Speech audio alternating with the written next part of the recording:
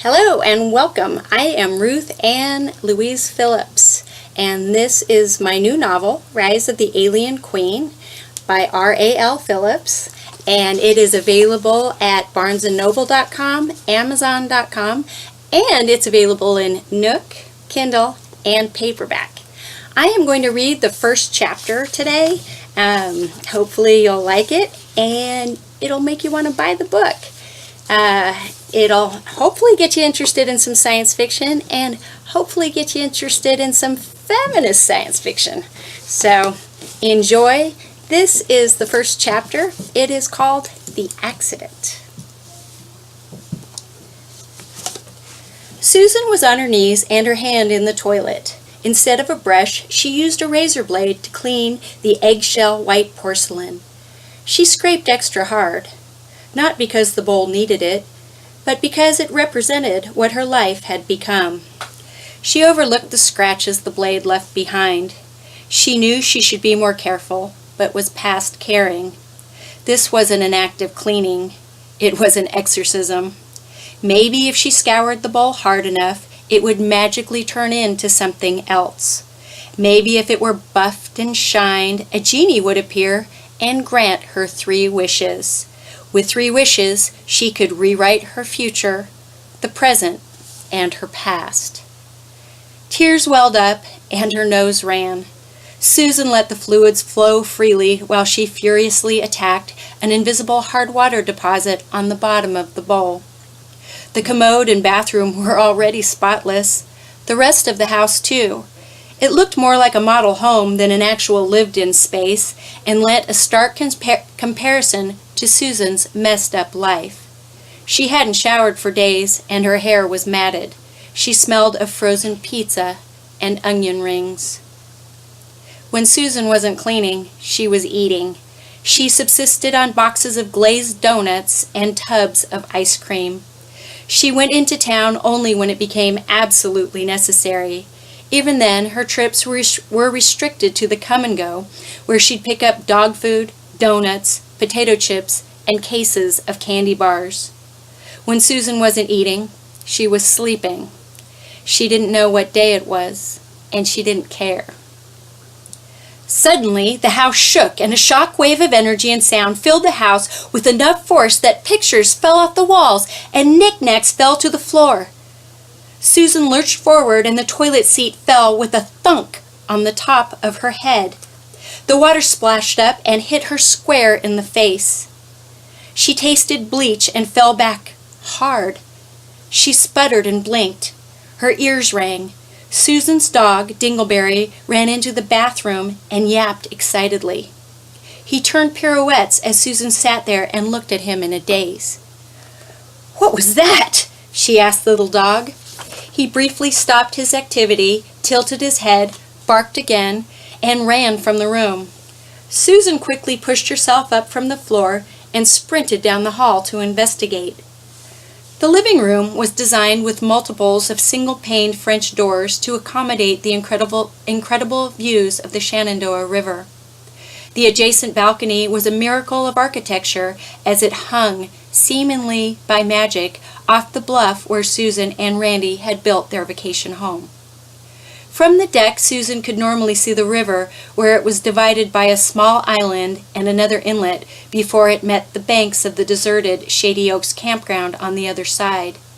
It would be another month before the seasonal campers, tourists, and looky-loos descended on the area. It was obvious that something terrible had happened. When Susan looked out the windows, her view of the river was obscured by smoke, dust, and ash. The house and deck appeared to be intact, and Susan wondered if something had happened at Shady Oaks. She couldn't imagine what. They lived in the Appalachians. Nothing ever happened there. She went outside to investigate, and her already inflamed eyes were stung by a deluge of heat and acrid air. Undeterred, she leaned over the deck and repeatedly blinked in an effort to see. A small burst of wind momentarily cleared her view, and Susan was able to make out the form of an aircraft crashed onto the islet in the middle of the waterway. Dingleberry ran around her ankles, barking fervently, and she absent-mindedly pushed him away with her foot. "Holy shit!" Susan said before the smoke obscured her sight. Her heart pounded as she rushed inside, down the hall, and into the bathroom. She stripped off her rubber gloves, grabbed her phone from the counter, and dialed 911 while simultaneously confining the annoying little Pom in the powder room. The dog cried out in distress and flung himself against the door in a mad frenzy. He never calmed, and his yelp sounded more and more like a screaming baby the longer he was imprisoned. Susan felt a twinge of guilt for locking him up. He had free rein on the property and wasn't used to being treated so poorly. She almost went back to release him, but was stayed by the voice on the other end of the phone. 911, what is your emergency? Susan almost laughed. It was the first time she'd called 911, and those words seemed like such a cliché. She looked out the French doors in the living room and surveyed the smoke. It no longer billowed, and her view of the accident was unimpeded.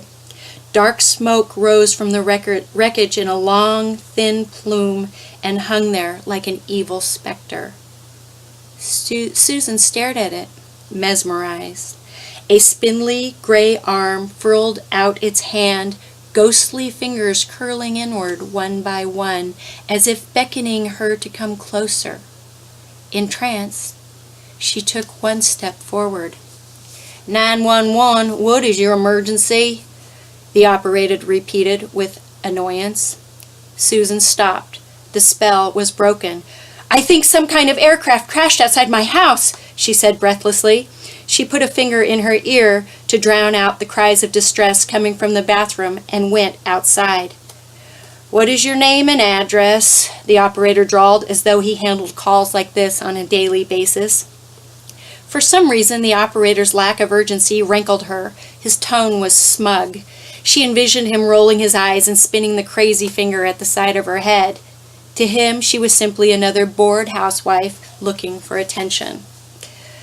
Susan wanted to call him an asshole, but thought better of it. Hadn't that always been her problem? Too brash and hostile with her responses? Her husband told her she was crazy. Paranoid, too. Didn't she imagine all sorts of slights and innuendos? Her doctor diagnosed her with anxiety, stress, OCD, ADD, and depression. She took at least 5 different medications to combat a myriad of psychological and personality disorders. Maybe it was time to finally accept that they were right. She was defective. Susan exhaled and calmly gave her name and address. The operator didn't respond, and she wondered if the connection was lost. Hello? She said uncertainly. Yes. Did you get that? Yeah, we'll send someone to your house to investigate. Don't send them here, Susan said quickly. The operator sighed and asked, Why is that? I live on a cliff, not a massive cliff or anything, but I'd bet it'd be better to go through the Shady Oaks campground, she explained. Listen, lady, I thought you said a plane crashed into your house. Why would we send somebody to a campground? It didn't crash into my house, she clarified. It's on an island outside my house. A small sandbar, really, in the middle of the river. It's between the both of us. Susan knew she was babbling, but powered on. I mean, it's between my house and the campground. You'll probably need a boat or some divers or a crane or... Susan let the sentence dangle and nod at the edge of her fingernail as she took in the wreck. Oh my God! There's a lot more smoke now, she said anxiously. That made the operator pause. Wait, smoke? And what about a boat? Susan's patience had reached its limit, and any control she had left deserted her. Didn't you hear me? I said an aircraft. It's crashed. The island's on fire, and you'll probably need a boat to get there. Why aren't you doing anything? She shouted.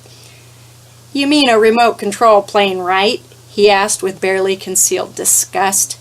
No, I mean a real fucking plane. A real fucking plane, you asshole. There, she'd said it, and felt immeasurably better. The operator overlooked Susan's language and seemed thrilled that something was finally happening in their small town. What's the name of the campground? He asked eagerly. His tone had changed from boredom to excitement.